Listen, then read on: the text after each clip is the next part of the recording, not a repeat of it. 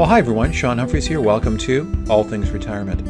In this video, we are going to talk about an attitude or an approach to retirement that is really critical. It will make your retirement journey much more satisfying if you cultivate this approach to life or this attitude. So I think you'll enjoy this video. Now, if you're new to our channel, make sure you hit the subscribe button. We're posting content all the time on different aspects of the retirement journey. The getting ready for retirement journey, the transitioning into retirement, and of course being retired. So if you don't want to miss the content, hit subscribe. Now, the way that I will sort of frame this attitude is by just sharing a couple of stories about this attitude or a description. So do you know anyone, is there anyone in your life who is in their, let's say, late 70s or early 80s who really come across like they're in their 40s? They're just amazing in terms of their youthful perspective on things. Or the reverse might be true. Do you know anyone that is in their 40s, but really is an old soul in many ways and acts like they're in their late 70s or 80s?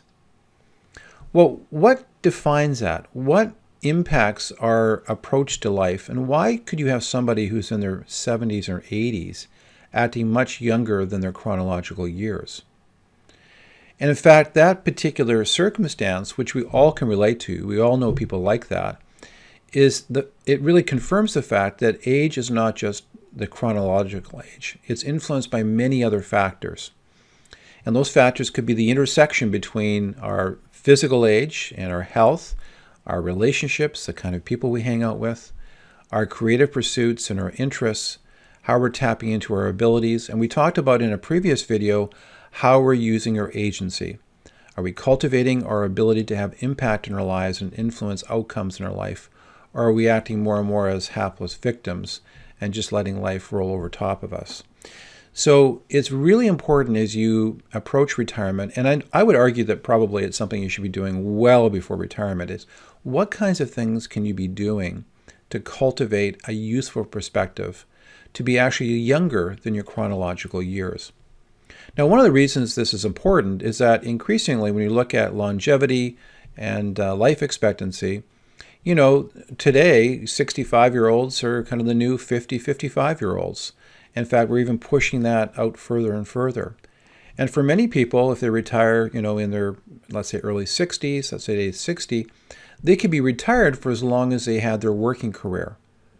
So it's really important that we think through, or that we are super intentional around how we can cultivate a useful, energetic, optimistic approach to the retirement journey and the life that we'll live through our retirement years. So we'll talk about a few specific traits that you need to be cultivating. Now, the first thing I would say is that we need to be very intentional around the physical aspect of aging. For many people, they sort of take it for granted. Exercise and diet and nutrition is not really a big part of their lives. They've been blessed with reasonably good health. But then over the years, as they get older, their health begins to worsen. So the earlier you can start a process of really attending to your health, whether your diet or your exercise, the quality of your relationships, it's really critical. There's a book by Michael Roizen. I've got it in my library, actually. I bought it years ago. But the whole book was talking about, it was a New York bestseller, and it was entitled Real Age. And it really enlarged on the idea that your chronological age isn't necessarily your real age, that you could actually be chronologically 75, but your real health age might be much younger than that because you've initiated health practices that have made you more youthful. That's a great starting place in terms of the whole discussion around age and extending your youth and your vibrancy, your vitality, your interests as you get into the long life expectancy you might have. So I would really encourage you to look up Dr. Roizen's book on what is your real age, where he unpacks this whole idea of your chronological age as opposed to your health age. He actually had about 100 different factors he looked at, ranging from your diet to stress control, to assess different aspects of your health, so you can arrive at what your true real age is as opposed to your chronological age. There was one comment in the book that I thought was really good, so I'll just read it to you. More than a chronological marker, age is really the rate at which your internal guardians of health, cardiovascular and immune systems decline. And there is much we can do to slow that decline. So don't take it for granted. Be very intentional so you can maintain energy, health, and vibrancy as much as possible through your retirement years. Now, there's another book that I've referenced in past videos, and the book is titled Successful Aging. So I'll just read from a summary comment about the book, because this is a really critical aspect of our retirement journey. The researchers used the phrase "a sense of mastery" to describe how individuals must believe in their ability to influence events and control their outcomes to be positive and productive in their later years. So this sense of mastery, sometimes it's referred to as personal agency. In other words, to have the belief that you're not a victim of circumstance, you're not the victim of other people's actions, that you actually have the ability to influence the world around you through your actions. Now, it's a really important aspect of our retirement journey that we need to cultivate, because when you think about it, our ability to have personal agency and make a difference in our lives gets pulled from us a little bit as we age. You think about your work career, raising your family, involved in hobbies and community activities and volunteer work. You're really using your personal agency and your ability to have a sense of mastery in those activities, because you're influencing and using your skills and abilities and giftings.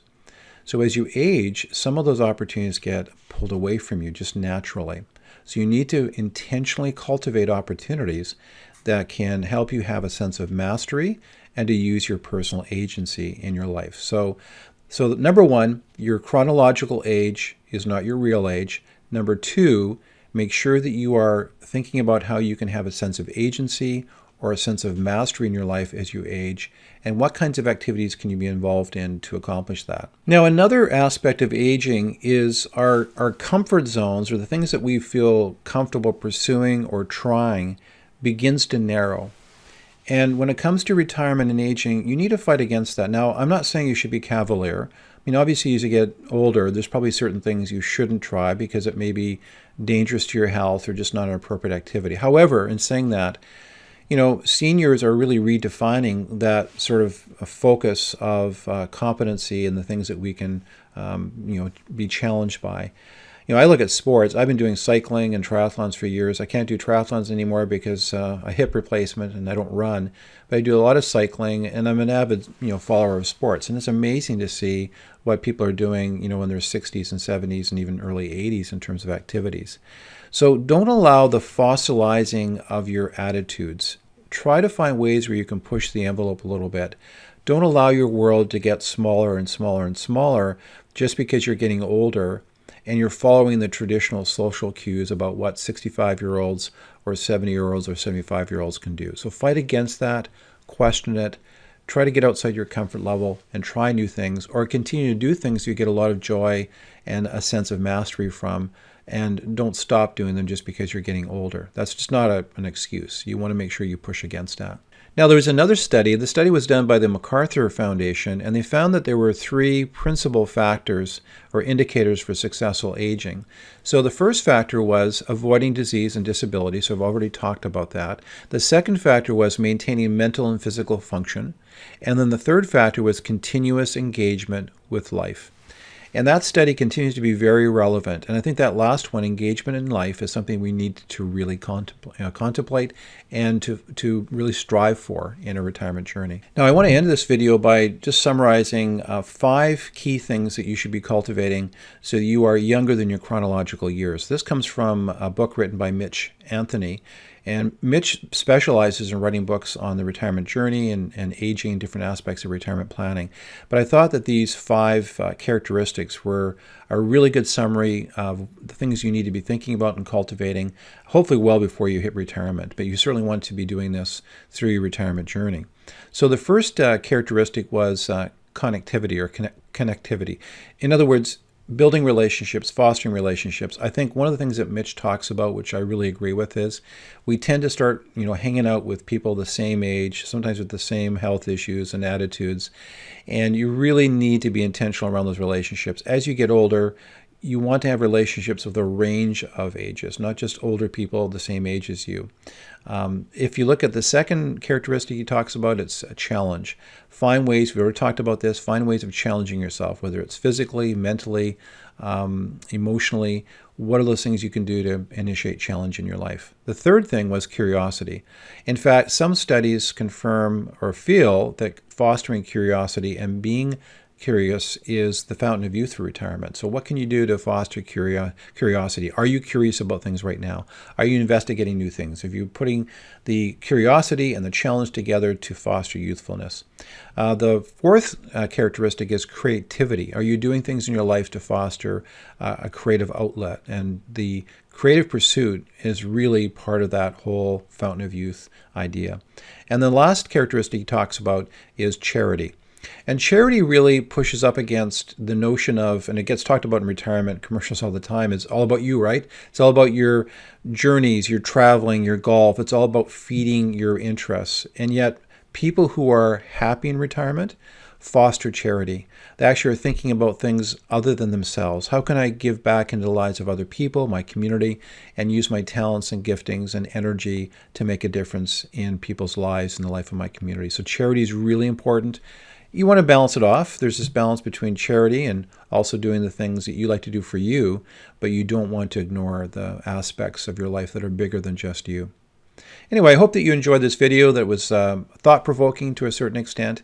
And take a look at your own life. Where are you chronologically? Are there things that you can do to reduce that age from an overall real age standpoint? Take a look at Dr. Royson's book. It's an interesting read, as well as the book Successful Aging. Again, if you are new to our channel, make sure you hit the subscribe button if you want to get future alerts on content. If you like this video, make sure you click like. And finally, if you're looking to get clarity on your own retirement journey from a financial standpoint, make sure you click the link that'll take you to our website. We offer a complimentary retirement snapshot process. And so if you want to get clarity on your current retirement plan and maybe areas that you need to take a look at in more detail, take a look at that webpage and reach out to us if you'd like to start a conversation. Anyway, wishing you all the best in your retirement and wealth management journey. You take care. Bye-bye.